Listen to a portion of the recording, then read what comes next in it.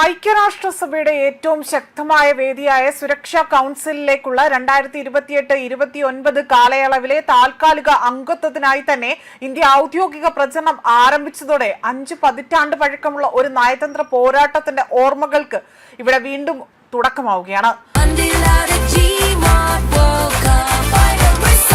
ഗോളടിക്കൂ, football സമ്മാനമായി നേടൂ. LED ടിവികൾക്ക് 70% വരെ ഡിസ്കൗണ്ട്. ആഘോഷിക്കൂ ഈ ഫുട്ബോൾ വേൾഡ് കപ്പ് ഗോപുനന്ദിലെ ജിമാർട്ടിനൊപ്പം.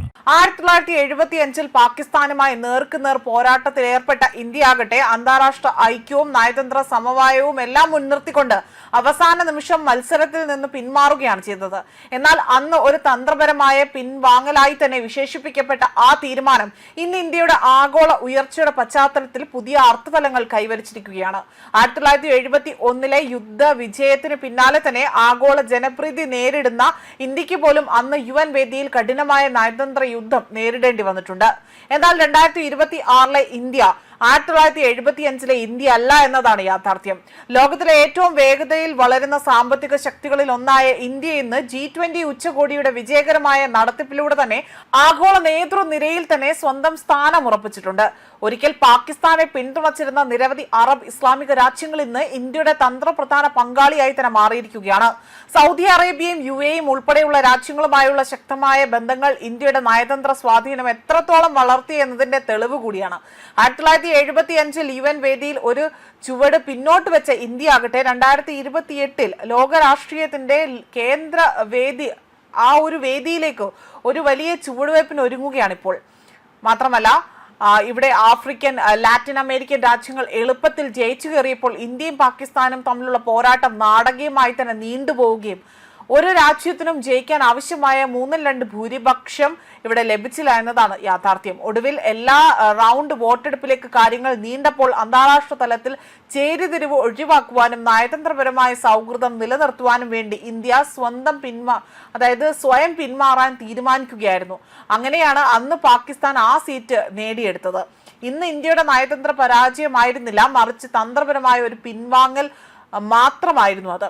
അതോടൊപ്പം തന്നെ 1975 വികസ്വര രാജ്യങ്ങളുടെ ശബ്ദമായി ഇന്ത്യ വളരുന്നതേ ഉണ്ടായിരുന്നുള്ളൂ. എങ്കിൽ ഇന്ന് 2026 കഥ മാറി മറിഞ്ഞിരിക്കുകയാണ്.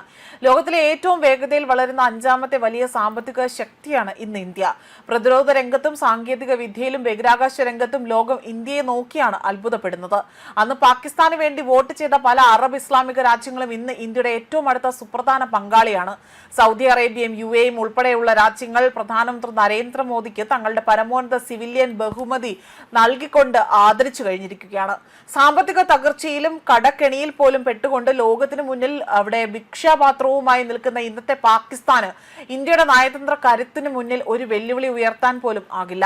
2028-29 കാലയളവിലേക്കുള്ള താൽക്കാലിക അംഗത്വവും സുരക്ഷാ കൗൺസിലിന്റെ അധ്യക്ഷ പദവിയും ഇന്ത്യക്ക് കേവലം ഒരു തുടക്കം മാത്രമാണ്. ആഗോളതലത്തിൽ ഇന്ത്യയുടെ യശസ് ഉയരുമ്പോൾ UN സുരക്ഷാ കൗൺസിലിൽ വീറ്റോ അധികാരമുള്ള സ്ഥിരം അംഗത്വമാണ് അല്ലെങ്കിൽ അത്തരമൊരു അംഗത്വമുള്ള രാജ്യമാണ് ഇവിടെ ലക്ഷ്യമിടുന്നത്. അമേരിക്ക, ഫ്രാൻസ്, ബ്രിട്ടൻ, റഷ്യ തുടങ്ങിയ വൻ ശക്തികൾ ഇതിനോടകം തന്നെ ഇന്ത്യയുടെ സ്ഥിരം അംഗത്വത്തെ പരസ്യമായി തന്നെ പിന്തുണച്ചിട്ടുണ്ട്.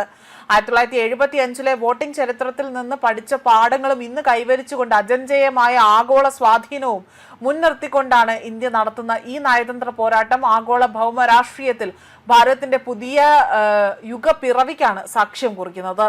ന്യൂസ് ഡെസ്ക് കർമ്മ ന്യൂസ്.